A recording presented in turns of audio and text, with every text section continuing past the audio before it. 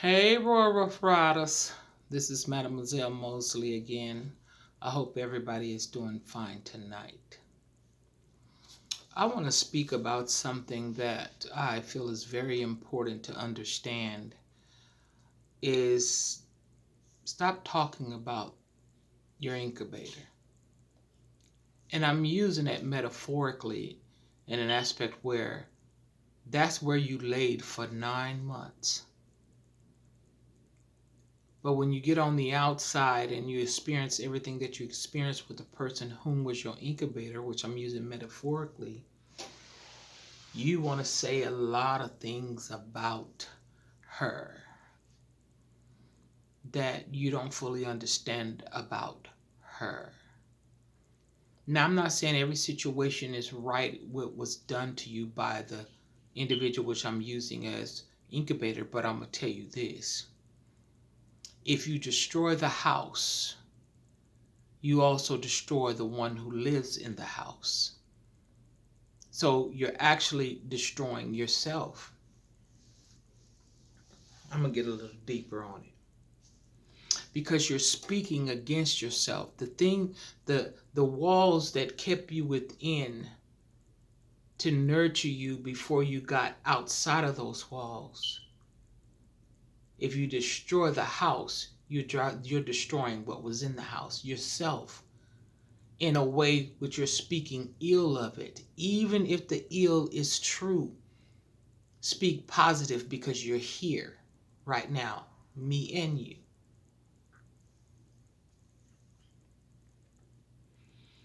And if your daddy is speaking negative against her, he picked her.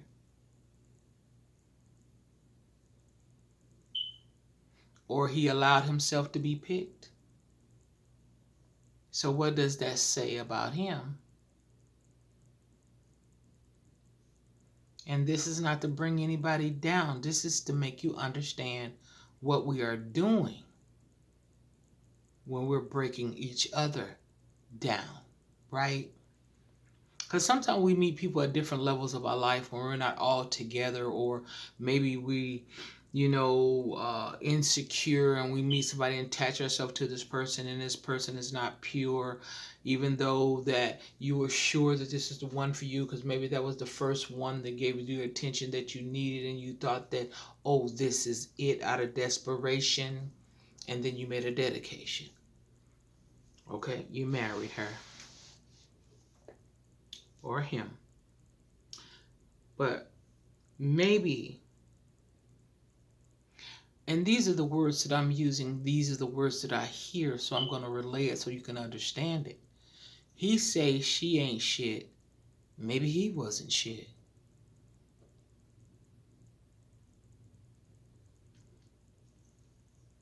There's a lot of stuff that go into relationships I don't think children really understand, and when they get grown they might see it from a different view, unless your view is one of those people that you just listen to what everybody tells you and don't use your discernment. So like I said,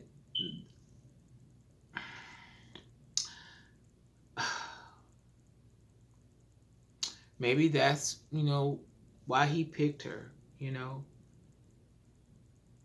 When people say that you ain't something, only place that shit meets is in the toilet. And I'm not saying nobody ain't shit. I'm just using the words that help to describe what I heard. You know?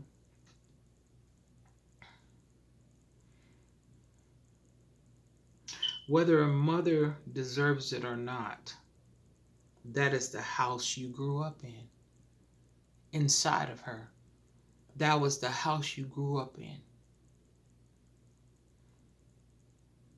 And pushed you out into this room called life. She pushed you out of her womb into this room called life. So I wouldn't advise someone to speak against the mother, the mother of their children before the children. If there is something wrong, wait till the children is mature enough and old enough to understand and discern what you're trying to say or what you're saying. Because if you say that to the children about their mother when they're young, they'll have a bad look at themselves. I remember my children asked me as they got older, we're grown, and all the things that they found out about their father that I never disclosed to them, and they was like, "Mom, why didn't you tell us all the stuff that I was going through with this individual?" And Mom, why didn't you tell us? Why would I tell you something negative about your father when that is your father, when that is someone that you are looking up to get information from about you? So if I'm putting him down when you are around, I'm putting you down too. So I never gave them negative feedback from what their father was or was not doing.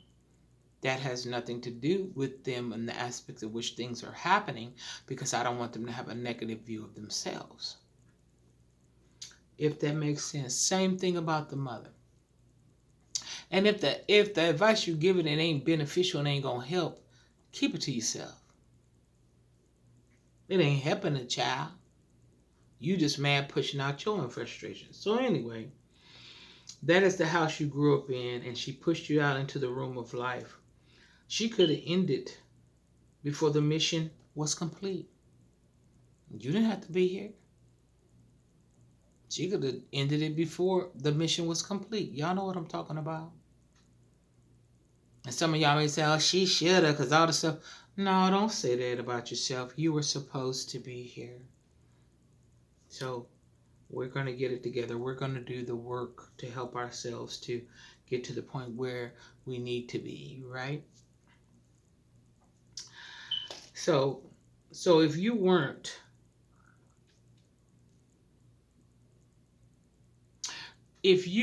the person that made the movie, don't talk about the starring role.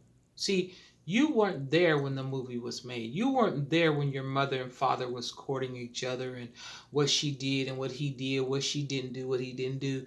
All you know is the negative attitude with no gratitude that comes from all of this stuff that happened between them two. You didn't make the movie. Your father and mother made the movie.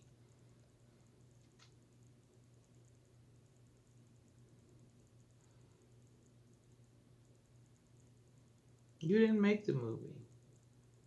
And you want to talk about the starring role. Who wants somebody to feel bad about the person that carried them? You know what I thought about? I said to myself, I said, who wants to make someone feel bad? I'm talking about the children. Who want to make the children feel bad about the person that carried them? And I came up with the answer. The person that miscarried them. See, your mother carried you.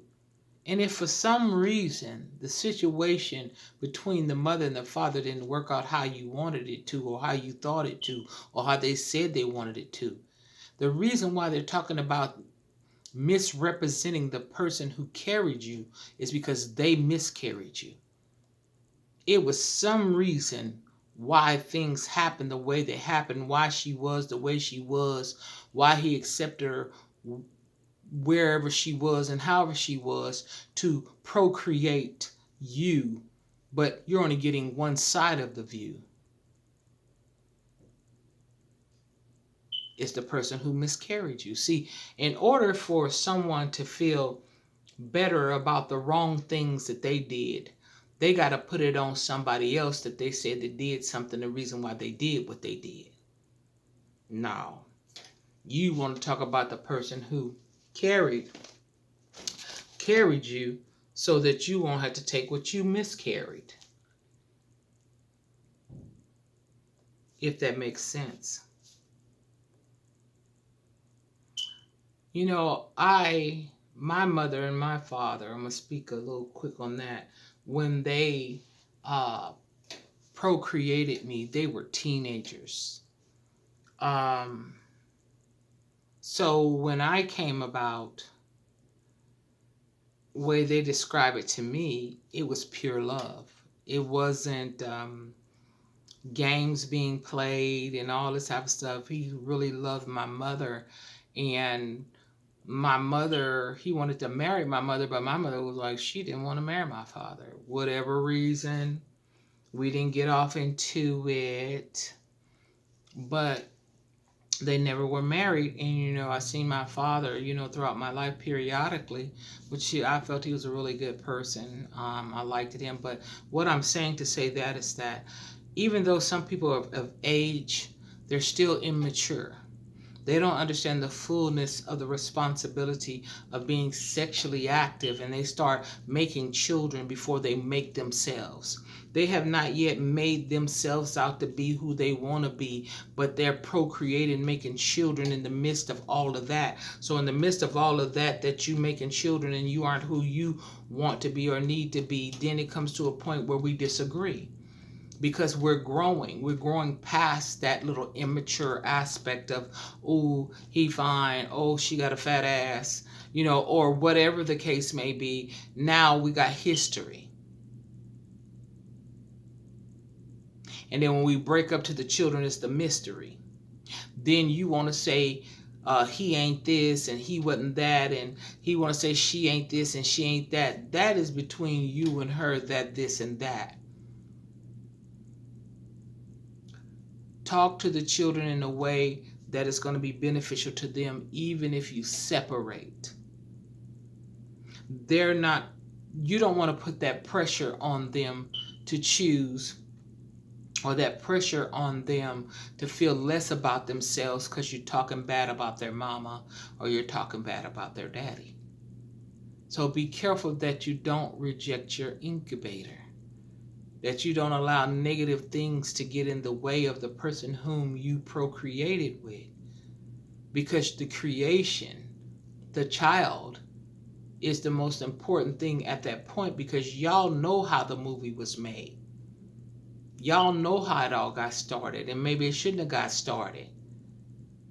But even though we have history, and we don't like how the history is going, we don't have to destroy everybody that's a part of that history. So be careful what you say about the woman who carried you, or the woman who carried your children, even if she might be off the chain and off the hook. You have to keep that to yourself and give your child the best view as possible.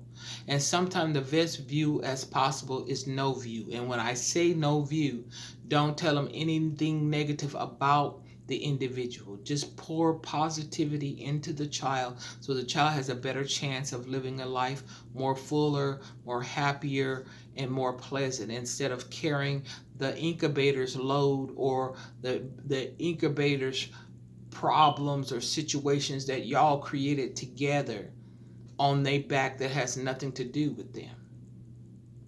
So I hope that helped y'all. Like, share, and subscribe. And until next time, get it before it gets you. I'm out.